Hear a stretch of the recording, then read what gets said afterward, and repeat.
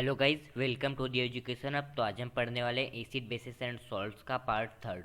तो चलिए शुरू करते हैं। तो देखो, हमने पिछले लेक्चर में देख लिया था एसिड की रिएक्शन मेटल के साथ। उसके बाद हमने देखा था एसिड की रिएक्शन नॉन मेटल ऑक्साइड के साथ। उसके बाद हमने बेसिस की रिएक्शन देख ली थी मेटल ऑक्साइड के साथ और मेटल्स के साथ। और हमने बेसिस में एक एक्सेप्शन भी देखा था कि बेसिस केवल उन्हीं मेटल के साथ रिएक्ट करते हैं जो कि एम्फोटेरिक नेचर के होते हैं। ठीक है, उसके बाद हमने बेसिक और एसिडिक स्ट्रेंथ देखा था। उसके अंदर हमने देखा था पीएच। जो पीएच होता है, पीएच के अंदर हमने देखा था कि कहाँ पे ज़्यादा एसिडिक होता है, कहाँ पे ज़्यादा बेसिक होता है। ठीक है ना।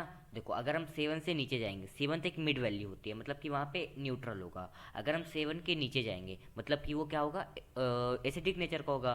और 7 के ऊपर जाएंगे तो बेसिक नेचर का होगा। ठीक है ना। तो ये सब तो हमने पिछले लेक्चर में पढ़ लिया था। अगर आपको वो लेक्चर देखना है तो मैं इसकी लिंक आपको डिस्क्रिप्शन पे प्रोवाइड करा दूंगा। ठीक है। तो आज हम उसके आगे से पढ़ने वाले हैं। आज हम पढ़ने वाले सॉल्ट्स के बारे में।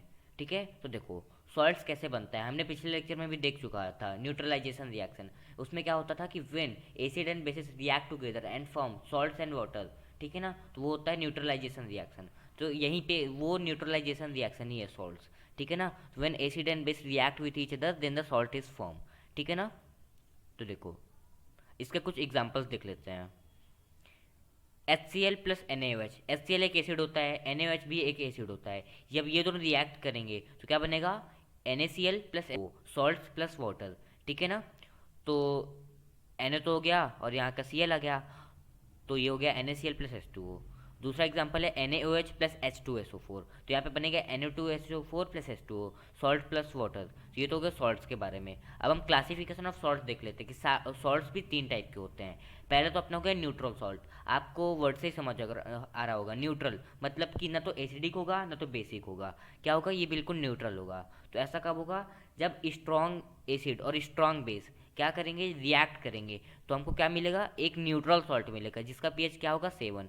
हमने देखा था कि मिड वैल्यू क्या होती है पूरे पीएच स्केल की, 7। क्योंकि 7 वहाँ पे न्यूट्रल होता है, ना तो एसिडिक होता है ना तो बेसिक होता है। ठीक है ना। जैसे एक एग्जांपल लें, अगर किसी आप स्ट्रांग आदमी से किसी स्ट्रांग आदमी को लड़ाएंगे तो वो तो सही होगा, लेकिन आप किसी स्ट्रांग आदमी से वीक आदमी से की फाइट करा देंगे तो वो तो पता है कि स्ट्रांग आदमी जीतेगा।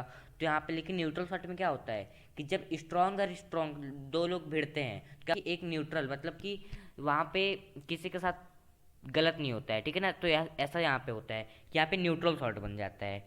क्या इसका एग्जांपल देखें तो NaCl। ठीक है ना। अब देखो दूसरा हो गया अपना एसिडिक सॉल्ट।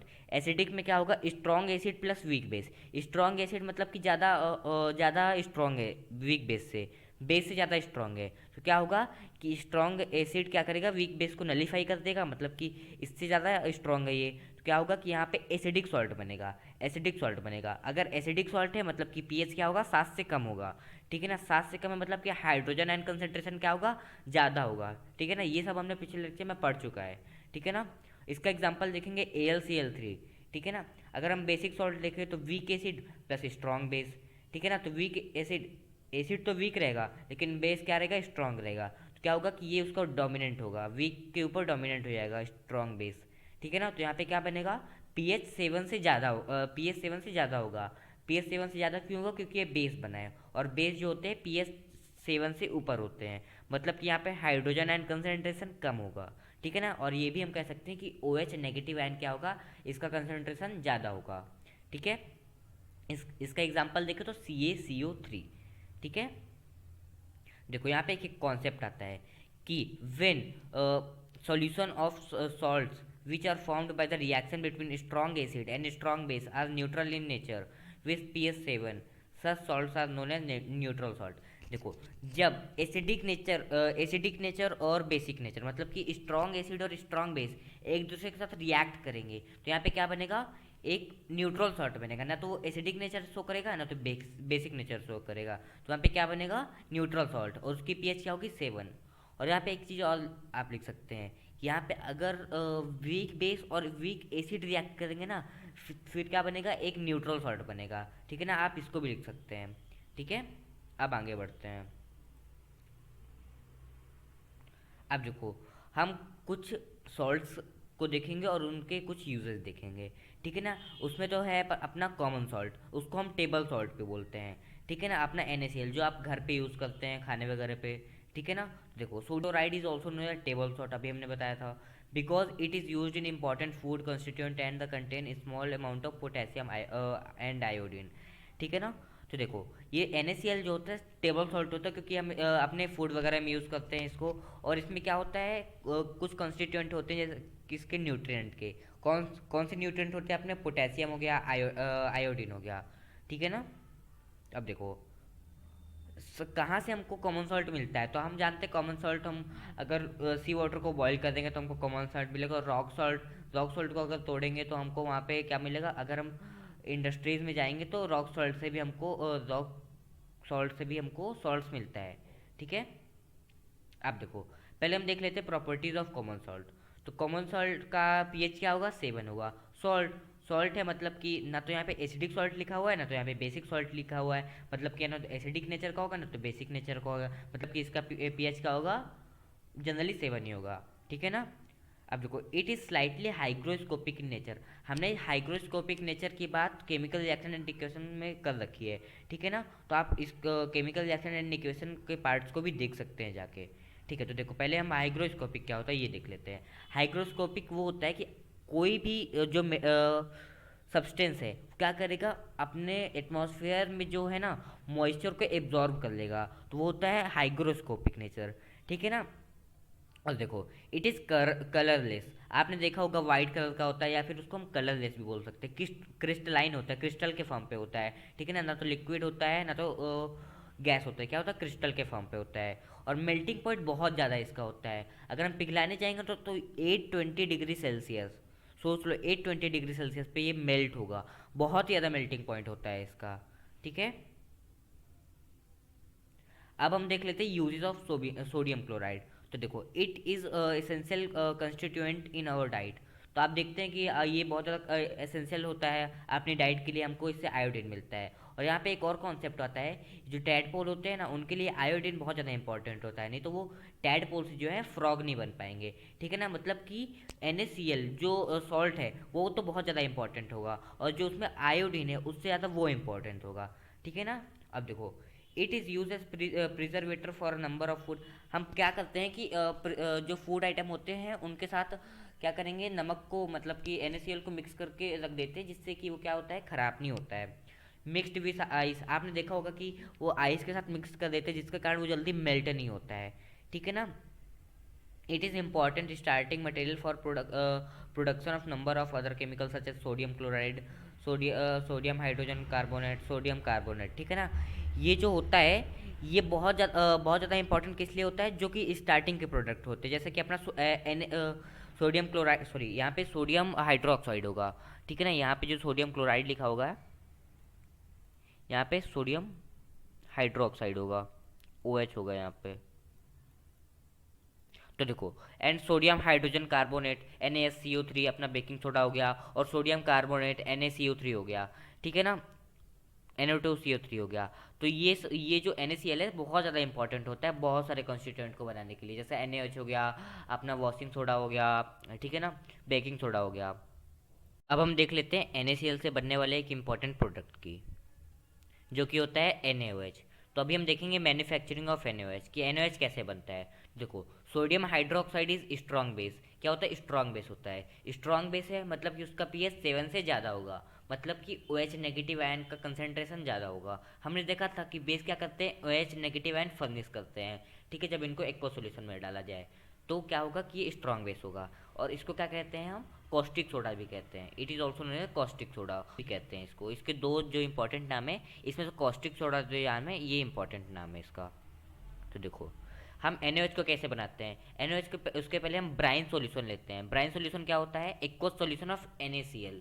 ये जो ब्राइन वर्ड है ये बहुत ज़्यादा इंपॉर्टेंट है, ये आपको याद कर लेना है, ठीक है ना। आपसे पूछ सकता है ब्राइन की डेफिनेशन व्हाट इज ब्राइन, तो आपको लिखना है कि brine is aqueous solution of NaCl, ठीक है ना। तुम क्या करेंगे, NaCl जो रहेगा ना पहले उसको वाटर में डालेंगे तो क्या होगा, Na+Cl में टूट जाएगा, ठीक है ना। तो वो जो बीकर में रहेगा हम वाटर में डालेंगे NaCl को, और क्या करेंगे, एक बैटरी से कनेक्ट कर देंगे, और दो क्या यहाँ पे क्या लगा देंगे, कैथोड, एक में एनोड लगा देंगे एक में कैथोड लगा देंगे, ठीक है ना।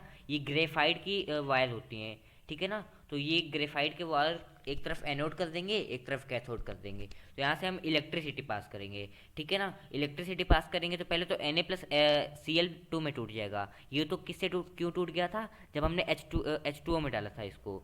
लेकिन अब देखो H2O वाटर तो पहले से ही है वो उस बीकर पे, तो H2O भी टूट जाएगा क्योंकि हमने इलेक्ट्रिसिटी पास की। तो इलेक्ट्रिसिटी पास की तो क्या होगा कि ये H2O किस में टूट जाएगा, H प्लस और OH नेगेटिव आयन में, ठीक है ना।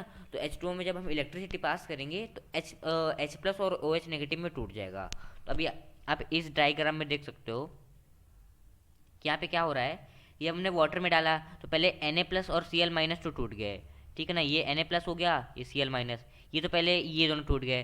लेकिन जब हमने इलेक्ट्रिसिटी पास की तो क्या हुआ कि H प्लस OH, ये H प्लस OH ये दोनों टूट गए, ठीक है ना। ये दोनों क्या टूट गए, H प्लस OH में, इनके कॉन्स्टिट्यूएंट में, ठीक है ना। तो अब देखो ये जो क्लोरीन है ना, ये क्लोरीन माइनस चार्ज पे है। माइनस चार्ज क्यों है, क्योंकि क्या होगा कि ये इलेक्ट्रॉन ले लेगा। इलेक्ट्रॉन ले लेगा मतलब इसके ऊपर नेगेटिव चार्ज आ जाएगा, ठीक है ना। तो क्या होगा कि ये नेगेटिव चार्ज है, एनोड क्या होता है पॉजिटिव चार्ज का होता है। तो क्या करेगा, एनोड की तरफ ये खींचा चला जाएगा और एनोड से चिपक जाएगा जाके। तो क्या होगा कि एनोरिन गैस निकलेगी।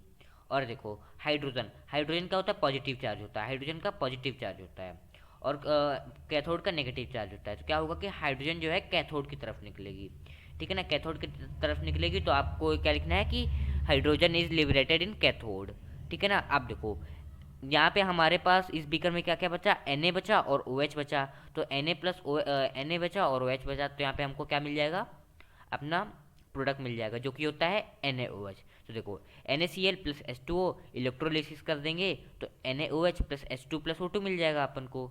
अब यहाँ पे एक देखने वाली बात है कि जो क्लोरीन पे माइनस चार्ज है, OH नेगेटिव में माइनस चार्ज है, तो OH नेगेटिव क्यों नहीं जाता ये क्लोरीन मतलब कि एनोड के पास। देखो OH नेगेटिव की टेंडेंसी क्या होती है कि उसको ज़्यादा इलेक्ट्रॉन चाहिए नहीं होते हैं। तो क्या होता है कि क्या होता है, इसीलिए वो प्लस के पास नहीं जाता है, एनोड के पास नहीं जाता, ठीक है ना। और यहाँ पे देखो हाइड्रोजन के पास भी प्लस चार्ज है, Na के पास भी प्लस चार्ज है। लेकिन अब देखो Na क्या होता है अपना सोडियम होता है। सोडियम क्या है अपना मेटल होता है। मेटल क्या होता है कि ये अपना इलेक्ट्रॉन डोनेट करता है। मेटल की एक टेंडेंसी होती है कि वो अपना इलेक्ट्रॉन डोनेट कर देता है, ठीक है ना। तो ये डोनेट कर देगा। और हाइड्रोजन क्या कह सकते हैं हम, इसको हम नॉन मेटल भी कह सकते हैं। तो क्या करेगा, डोनेट तो करेगा लेकिन ये लेने की भी टेंडेंसी होती है इसको। तो क्या करेगा कि ये कैथोड के साथ जाकर रिएक्ट मतलब कैथोड पे लिबरेट हो जाएगा। तो यहाँ पे Na प्लस OH इस बीकर पे बचेगा तो हमको NaOH मिल जाएगा। और यहाँ पे हमको H2 प्लस Cl2 लिबरेट मतलब कि ये हमको निकलते हुए दिख जाएंगे, ये गैसेस होती हैं, ठीक है ना। तो ये तो हो गया मैन्युफैक्चर ऑफ NaOH कि हम NaOH को कैसे बनाते हैं। अब हम देख लेते हैं important points of manufacturing of NaOH। तो देखो Cl is evolved at hydrogen, chlorine is evolved at anode. ये जो क्लोरीन होता है एनोड पे इवॉल्व होता है। क्यों एनोड पे इवॉल्व होता है, क्योंकि क्लोरीन के ऊपर माइनस चार्ज होता है। माइनस पॉजिटिव अट्रैक्ट करते हैं तो क्या होगा कि ये एनोड में लिबरेट हो जाएगा। और हाइड्रोजन के गैस के ऊपर प्लस पॉजिटिव चार्ज होता है, ठीक है ना, पॉजिटिव चार्ज होता है। कैथोड के ऊपर नेगेटिव चार्ज होता है, तो नेगेटिव पॉजिटिव इसमें भी अट्रैक्ट करेंगे और हाइड्रोजन कहाँ पे लिबरेट हो जाएगी, कैथोड पे, ठीक है ना। अब देखो anode is electrode where oxidation takes place. हम ये भी बोल सकते हैं एनोड पे क्या होता है, ऑक्सीडेशन होता है। क्यों, क्योंकि यहाँ पे क्या होता है कि माइनस चार्ज आता है, ठीक है। और यहाँ पे कैथोड पे क्या होता है, रिडक्शन टेक्स प्लेस होता है, ठीक है ना। क्यों रिडक्शन इसलिए टेक्स प्लेस होता है, हाइड्रोजन हाइड्रोजन यहाँ पे ऐड होता है मतलब कि वहाँ पे रिडक्शन होता है, ठीक है। अब देखो यहाँ पे एक क्वेश्चन आता है कि why electrolysis of sodium chloride is termed as chlor alkali process. अब यहाँ पे आपको पिछला वाला ये इक्वेशन देखनी पड़ेगी कि हम उसको क्लोर एल्केली प्रोसेस क्यों बोलते हैं, ठीक है ना। आपको क्लोर वर्ड से समझ आ रहा होगा, क्लोर मतलब कि क्लोरीन, ठीक है ना। तो यहाँ पे क्लोरीन बन रहा है, ठीक है। और एल्कली प्रोसेस, क्लोर तो हमको पता चल गया, क्लोर मतलब क्लोरीन। और एल्कली, एल्कली क्या होता है याद करो, एल्कली वो बेसिस होते हैं जो कि वाटर सॉल्युबल होते हैं, ठीक है ना, वाटर सॉल्युबल। तो एल्कली मतलब कि वाटर सॉल्युबल, वाटर सॉल्युबल यहाँ पे कौन है, NaOH, ठीक है ना। तो ये रीज़न है कि हम वहाँ पे इसको बोलते हैं क्लोर एल्केली प्रोसेस। वहाँ पे क्लोरीन लिबरेट होती है और NaOH हमको क्या मिलता है, प्रोडक्ट मिलता है, इसलिए हम उसको क्लोर एल्केली प्रोसेस बोलते हैं।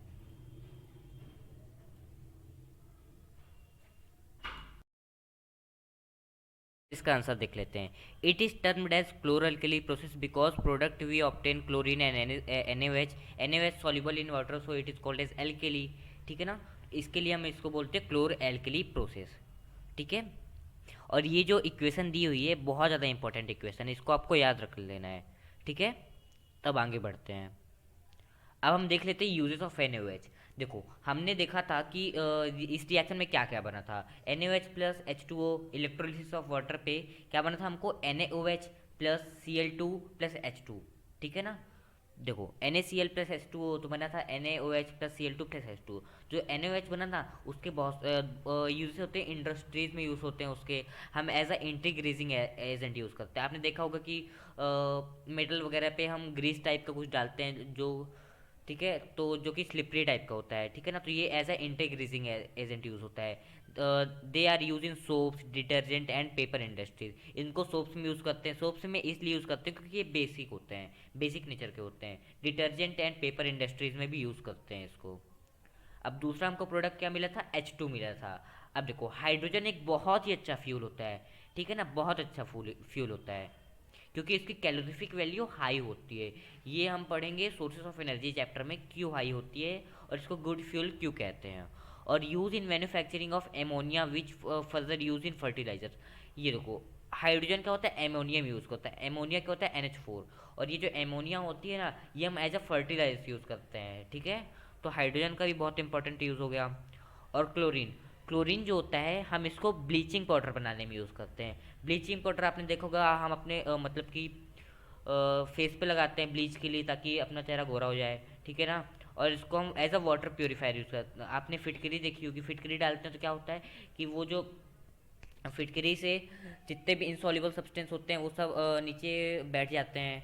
ठीक है ना, और use in making of CFC के बारे में आपने सुना ही होगा, जो कि अपने ओजोन लेयर को डिप्लीट कर रही है। ठीक है ना, जिसके कारण ग्लोबल वार्मिंग हो रही है और जो अल्ट्रावायलेट रेज जो आ रही हैं वो डायरेक्ट अपने बॉडी पे पड़ रही है, जिसका कारण स्किन कैंसर हो रहा है। ठीक है ना, तो इसको ये जो है ये CFC गैस बनाने के लिए भी यूज़ करते हैं इसको। ठीक है, अब हम देख लेते हैं ब्लीचिंग पाउडर। ब्लीचिंग पाउडर का हम मैन्युफैक्चरिंग देख लेते हैं। तो देखो when dry calcium hydroxide slaked lime, calcium hydroxide CaOH whole twice. ठीक है ना, react with chlorine, it gives calcium oxychloride and water. तो हम क्या करेंगे, इस जो अपना स्लेकेट लाइम होता है ना और क्लोरीन होता है, उन दोनों के रिएक्शन करा तो हमको क्या मिल जाएगा, ब्लीचिंग पाउडर मिल जाएगा। देखो इक्वेशन देखते हैं। CaOH whole twice plus Cl2। CaOH क्या होता है, स्लेकेट लाइम होता है लेकिन ड्राई होगा। ये ड्राई होगा मतलब कि ये सॉलिड फॉर्म पे होगा। ठीक है ना, जब CaOH होल ट्वाइस को हम रिएक्ट कराएंगे Cl2 के साथ तो हमको एक प्रोडक्ट मिलेगा CaOCl2। ठीक है ना, CaOCl2 प्लस H2O मिल जाएगा। ठीक है, तो जो CaOCl2 होता है ना वही अपना ब्लीचिंग पाउडर होता है, एज अ ब्लीच यूज़ करते हैं, ब्लीचिंग के लिए यूज़ करते हैं। ठीक है ना, ये जो इक्वेशन है ये बहुत ज़्यादा इंपॉर्टेंट इक्वेशन है। ये जो मैंने देखी मैंने बताई थी मैन्युफैक्चरिंग ऑफ NaOH वाली इक्वेशन और ये वाली इक्वेशन, ये दोनों बहुत ज़्यादा इंपॉर्टेंट इक्वेशंस हैं। अब हम ब्लीचिंग पाउडर की कुछ प्रॉपर्टीज देख लेते हैं। It is solid and yellowish in colour. ये क्या होता है, येलो कलर का होता है और सॉलिड होता है। ठीक है ना, सॉल्युबल इन कोल्ड वाटर, ये कोल्ड वाटर में सॉल्युबल होता है। ठीक है ना, bleaching powder can easily identified by the smell of chlorine, strong smell. ठीक है ना, तो ये इस जो क्लोरीन की स्मेल होती है बहुत ज़्यादा स्ट्रांग होती है। ठीक है ना, आप आसानी से आइडेंटिफाई कर दोगे कि यहाँ पे क्लोरीन है। तो क्लोरीन से ही बना होता है अपना CaOCl2 ब्लीचिंग पाउडर, तो हम इजीली आइडेंटिफाई कर सकते हैं कि यहाँ पे ब्लीचिंग पाउडर है। ठीक है, अब हम देख लेते हैं यूजेस ऑफ ब्लीचिंग पाउडर। तो इसके बहुत सारे यूजेस हैं। It is use for bleaching, bleaching तो मैंने पहले ही बता दिया था कि हम इसको फेस पे यूज़ करते हैं। ठीक है, क्योंकि ब्लीच के लिए। और use in paper and textile industries, paper को क्या जो कोरिक कागज़ के पेपर आते हैं ना तो उनमें ब्लीच यूज़ करते हैं ताकि वो मतलब कि साइन करें। ठीक है ना, और in textile industry it is use for bleach linen, linen को ब्लीच करने के लिए टेक्सटाइल इंडस्ट्रीज में यूज़ करते हैं। In paper industries it is use to bleach wood pulp मतलब कि ये जो पेड़ पौधे के पल्प होते हैं ना उसको ब्लीच करने के लिए क्या करते हैं, पेपर इंडस्ट्री में यूज़ करते हैं। और it is use for disinfecting water to make it free from germs. क्या करते हैं कि इसको यूज़ करते हैं ताकि जो जर्म्स होते हैं वो डिसइंफेक्ट हो जाए, ठीक है, ख़त्म हो जाए। और इसको ऑक्सीडाइजिंग एजेंट के तौर पे भी यूज़ कर सकते हैं। और ऑक्सीडाइजिंग एजेंट क्या होता है? जो कि दूसरे को ऑक्सीजन अपना दे देता है और खुद रिड्यूस हो जाता है, मतलब ये अच्छा ऑक्सीडाइजिंग एजेंट है। अब हम देख लेते हैं बेकिंग सोडा के बारे में। बेकिंग सोडा क्या होता है? NaSCO3, ठीक है ना। हम इसका मैन्युफैक्चर देख लेते हैं कैसे बनाते हैं इसको। देखो NaCl हमने पहले ही देखा था, NaCl बहुत सारे प्रोडक्ट को बनाने के लिए यूज़ होता है, जैसे अपना बेकिंग सोडा हो गया, ठीक है, वॉशिंग सोडा हो गया, ब्लीचिंग पाउडर हो गया, ठीक है ना, CaSCO3, ठीक है। तो देखो NaCl plus H2O plus CO2 plus NH3, जब इन सबको हम कंबाइन करेंगे तो हमको क्या मिल जाएगा? अपना NaSCO3, जो कि होता है बेकिंग सोडा, ठीक है ना। और हमको क्या मिल जाएगा? NH4Cl, ठीक है। तो ये तो होगा कैसे बनाते हैं हम बेकिंग सोडा को। अब हम देख लेते हैं यूजेस ऑफ बेकिंग सोडा। ये जो इक्वेशन है ना, ये भी बहुत ज़्यादा इंपॉर्टेंट इक्वेशन है, ठीक है ना। तो जितने मैं इक्वेशन बताते जा रहा हूँ आपको याद करते जाना है, ठीक है ना। तो it is use for making baking powder. जो बेकिंग सोडा का हम काहे में यूज़ करते हैं? बेकिंग पाउडर बनाने में, ठीक है ना। बेकिंग पाउडर क्यों यूज़ होता है? क्योंकि बेकिंग सोडा थोड़ा कड़वा टेस्ट का होता है। तो हम बेकिंग सोडा को क्या करते हैं, बेकिंग पाउडर कैसे बनाते हैं? Mild edible acid. Mild edible acid मतलब जिस एसिड को हम खा सकते हैं, मतलब हमने देखा था साइट्रिक एसिड हो गया, ठीक है ना, इनके साथ हम इसका रिएक्शन कराते हैं तो हमको क्या मिल जाता है? बेकिंग पाउडर मिल जाता है, ठीक है ना। इसीलिए हम बेकिंग पाउडर बनाते हैं। और देखो baking powder is made by mixing with baking soda with mild edible acid. मैंने पहले ही बता दिया कि जब हम इसको साइट्रिक एसिड या फिर टाइट्रिक एसिड के साथ मिक्स करते हैं, फिर एक कॉम्बिनेशन कराते हैं, तो क्या होता है कि हमको बेकिंग पाउडर मिल जाता है, जो कि हम यूज़ कर सकते हैं केक्स वगैरह में, ताकि उसका टेस्ट कड़वा ना आए, ठीक है ना। अगर हम बेकिंग सोडा यूज़ कर देंगे तो वहाँ पे थोड़ा टेस्ट कड़वा आ जाएगा, ठीक है ना। और देखो यूज एज एंटासिड। एंटासिड हमने देखा था क्या होता है? एंटासिड वो होते हैं जो कि एसिडिटी न्यूट्रलाइज कर देते हैं, ठीक है ना। अगर हमारे स्टमक में एसिड के कंसनट्रेशन ज़्यादा हो गई है तो हम क्या लेते हैं? एंटासिड लेते हैं, अपना डाइजीन हो गया, इनो हो गया। तो क्या करते हैं ये अपना क्या करते हैं कि एसिड का लेवल न्यूट्रलाइज करते हैं। तो क्या करता है? बेकिंग सोडा भी एसिड का लेवल क्या करता है? न्यूट्रलाइज कर देता है। तो क्या करता है? ये रिलीफ दे देता है एसिडिटी से।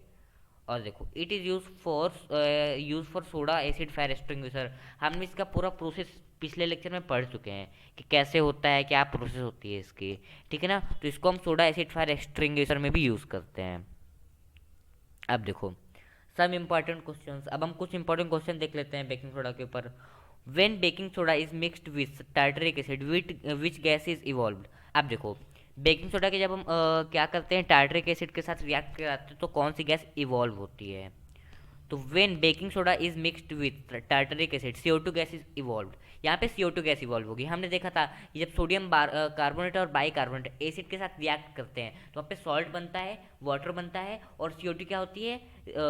इवॉल्व होती है, मतलब कि वहाँ से निकल जाती है, ठीक है ना। तो यहाँ पे कौन सी गैस इवॉल्व होगी? CO2, ठीक है। अगर आपसे रीजन कोई पूछे तो आपको लिखना क्या है कि व्हेन सोडियम कार्बोनेट और bicarbonate react with the acid और mild edible acid then the salts water and the carbon dioxide is formed and the carbon dioxide evolve in the reaction, ठीक है ना। तो ये आपको लिखना है, ठीक है।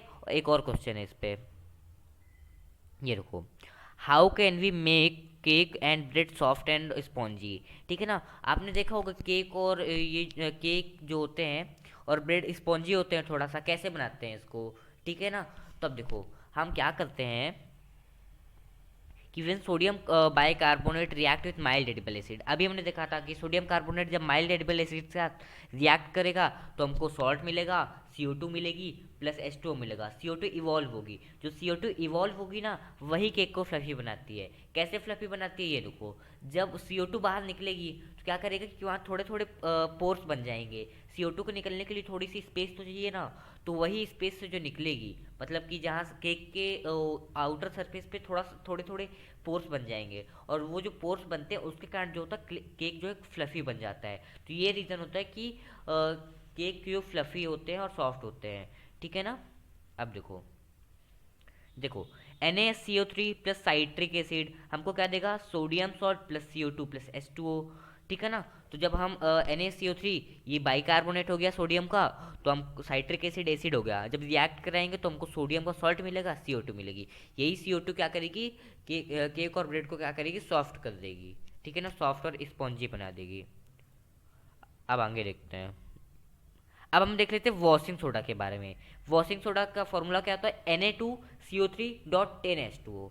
अब देखो ये जो 10H2O लगा हुआ है ना, ये होता है वाटर ऑफ क्रिस्टलाइजेशन। अभी हम इसके बारे में पढ़ेंगे, पहले आप इसका एक बार फॉर्मूला याद कर लो, ठीक है ना। ये इंपॉर्टेंट फॉर्मूला है, Na2CO3 प्लस 10H2O।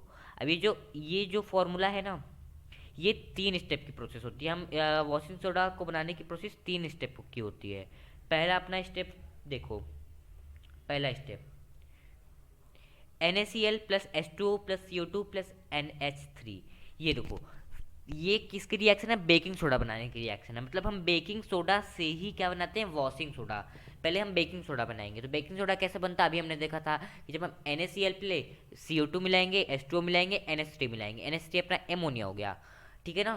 तो क्या होगा कि यहाँ पे बनेगा अपना NaCO3 प्लस NH4Cl, ठीक है ना। NaCO3 क्या होता है, baking soda.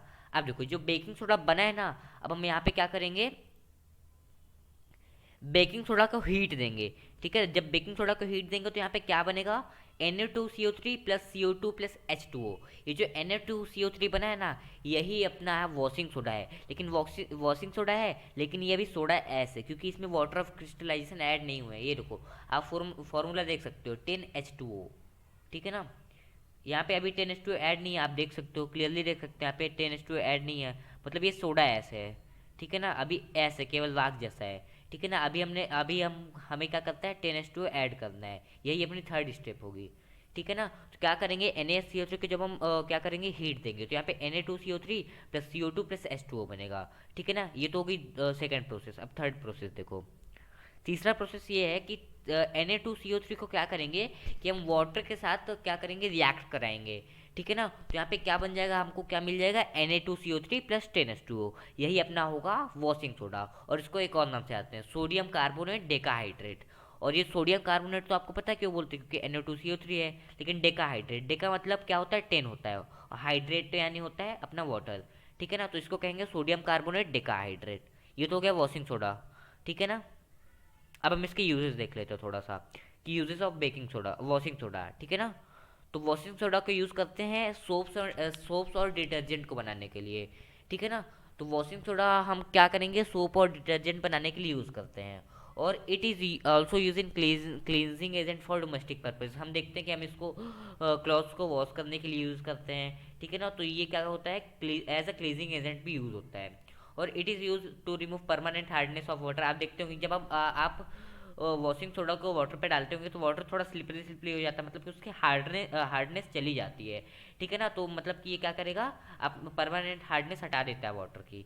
It is use to make borax. इसको बोरेक्स बनाने के लिए यूज़ करते हैं, ठीक है। अब देखो हम देख लेते हैं वाटर ऑफ एन क्या होता है। तो देखो, the fixed number of molecule are associated with one formula unit mass of compound in its crystalline state. देखो क्रिस्टलाइन स्टेट क्या होती है, वो सोडा एस वाली। सोडा एस हमने देखा था क्या होता है, NO2CO3, ठीक है ना। NO2CO3 मतलब सोडा एस हो गया, ठीक है ना। यहाँ पे कोई भी वाटर ऑफ क्रिस्टलाइजेशन ऐड नहीं है, ठीक है ना। और जब हम क्या करेंगे कि वाटर किसी वाटर मॉलिक्यूल के साथ ऐड कर देंगे इसको, ठीक है ना, तो क्या होगा कि ये वाटर ऑफ क्रिस्टलाइजेशन बन जाएगा, ठीक है ना। तो क्या होगा कि when the fix number of molecule are associated with one formula unit of compound, ठीक है ना। तो one formula unit of compound के साथ ऐड करेंगे तो हमको क्या मिल जाएगा, वाटर ऑफ क्रिस्टलाइजेशन मिल जाएगा। और इसके कुछ एग्जांपल्स देख लेते हैं। जैसा अपना पहला एग्जांपल हो गया कॉपर सल्फेट पेंटाहाइड्रेट। पेंटाहाइड्रेट मतलब पाँच पाँच H2O क्या होंगे, ऐड होंगे, ठीक है ना। किसके साथ, कॉपर सल्फेट के साथ। कॉपर सल्फेट का फॉर्मूला क्या होता है, CuSO4.5H2O, ठीक है ना। तो अब देखो यहाँ पे एक इंपॉर्टेंट कॉन्सेप्ट आता है, CuSO4.5H2O, ये तो फॉर्मूला हो गया। लेकिन जब हम CuSO4.5H2O को हीट करेंगे ना, हीट करेंगे तो क्या होगा कि वाटर ऑफ क्रिस्टलाइजेशन लूज हो जाएंगे। लूज हो जाएंगे मतलब कि वाटर ऑफ क्रिस्टलाइजेशन इससे हट जाएंगे और हमको क्या मिल जाएगा, CuSO4 मिल जाएगा, ठीक है ना। और जब CuSO4 को जो हमको मिलेगा वो वाटर ऑफ क्रिस्टलाइजेशन ऐड नहीं होगा, मतलब कि एनहाइड्रस, हम इसको बोल सकते हैं एनहाइड्रस हो जाएगा। इसमें कोई भी वाटर ऑफ क्रिस्टलाइजेशन ऐड नहीं है। अब यहाँ पे एक चीज़ देख रहे होगे कि CuSO4.5H2O, यहाँ पे ये जो इसका कलर क्या होता है, ब्लू कलर्ड क्रिस्टल, ये क्या होता है, ब्लू कलर का क्रिस्टल होता है। लेकिन जब हम इसको हीट देंगे ना तो CuSO4 जो बनेगा ना, यहाँ से क्या होगा, वाटर क्रिस्टलाइजेशन हट जाएगा और ये वाइट कलर का हो जाएगा, ब्लू से वाइट कन्वर्ट हो जाएगा, ठीक है ना। अब लेकिन जब हम इसको फिर से वाटर क्रिस्टलाइजेशन के साथ ऐड कर देंगे 5H2O के साथ, तो यहाँ पे फिर से हमको क्या मिल जाएगा, CuSO4.5H2O, कॉपर सल्फेट पेंटाहाइड्रेट, तो फिर से ये ब्लू कलर में कन्वर्ट हो जाएगा। अब देखो, अब हम यहाँ पे देखेंगे प्लास्टर ऑफ पेरिस के बारे में। आपने बहुत सुना होगा प्लास्टर ऑफ पेरिस, जब हम हमारे बोन फ्रैक्चर हो जाते हैं तो हम अपने बोन को सीधे करने के लिए प्लास्टर ऑफ पेरिस यूज़ करते हैं, डॉक्टर्स यूज़ करते हैं। हम अपने बिल्डिंग को बनाने के लिए मतलब कि प्लास्टरिंग करते हैं, ठीक है। तो अब देखो प्लास्टर ऑफ पेरिस कैसे बनता है, इसका फॉर्मूला होता है CaSO4.5H2O। हाफ H2O मतलब कि CaSO4 के साथ आधा H2O जो है कंबाइन है, आधा वाटर का मॉलिक्यूल कम, ठीक है ना। अब देखो इसको कैसे बनाते हैं। It is obtain by heating gypsum. Gypsum क्या होता है, CaSO4.2H2O, ठीक है ना। जो जिप्सम होता है वो होता है CaSO4.2H2O। जब हम इसको 100 डिग्री सेल्सियस, ठीक है ना, जब हम इसको 100 डिग्री सेल्सियस या फिर 373 केल्विन इस पे हीट करेंगे तो क्या होगा कि ये कन्वर्ट जाएगा प्लास्टर ऑफ पेरिस में, ठीक है ना। इसका इक्वेशन देख लेते हैं एक बार। देखो CaSO4.2H2O ये क्या होता है, जिप्सम होता है अपना, ठीक है ना। और जब हम इसको 100 डिग्री सेल्सियस पे गर्म करते हैं ना तो क्या होता है, CaSO4.5H2O में क्या होता है, टूट जाता है, और उस साथ में हमको क्या मिलता है, वन वन राइट 1/2 H2O मिलता है, मतलब कि हमको प्रोडक्ट मिलेगा CaSO4.5H2O। तो हमको क्या इंपॉर्टेंट है, CaSO4.5H2O, क्योंकि ये क्या होता है, पीओपी होता है। पीओपी को ही प्लास्टर ऑफ पेरिस बोलते हैं, ठीक है ना। तो ये तो प्रोसेस हो गया कैसे हम बनाते हैं प्लास्टर ऑफ पेरिस को, ठीक है ना। अब हम देख लेते हैं ऑन हीटिंग जिप्सम एवं 100 डिग्री सेल्सियस। जब हम 100 डिग्री सेल्सियस के ऊपर जिप्सम को हीट करते हैं ना तो ये अपने वाटर ऑफ क्रिस्टलाइजेशन को लूज कर देता है, ठीक है ना। लूज कर देता है मतलब कि जो CaSO4.2H2O है ना, क्या होगा कि ये वो भी नहीं रहेगा, CaSO4 बस बचेगा, क्योंकि 100 डिग्री सेल्सियस के ऊपर हमने हीट कर दिया। अगर हमने केवल 100 डिग्री सेल्सियस पे ही हीट किया होता तो क्या होता, क्या बन जाता, वो प्लास्टर ऑफ पेरिस बन जाता। लेकिन हमने 100 डिग्री सेल्सियस के ऊपर हीट कर दिया, मतलब कि वो ना तो प्लास्टर ऑफ पेरिस रहा ना तो जिप्सम रहा, वो क्या बन गया, एक क्रिस्टल बन गया जो कि होता है CaSO4 केवल, ठीक है ना। तो crystalline form anhydrous calcium sulphate, हम इसको बोलते हैं एनहाइड्रस कैल्शियम सल्फेट, ठीक है ना। और इसको हम डेड बर्न प्लास्टर भी बोलते हैं, क्योंकि इसमें कोई भी वाटर ऑफ क्रिस्टलाइजेशन बचा नहीं है, ठीक है। तो अब देखो, अब हम यूज देख लेते हैं। देखो पहले इसका इक्वेशन देख लेते हैं।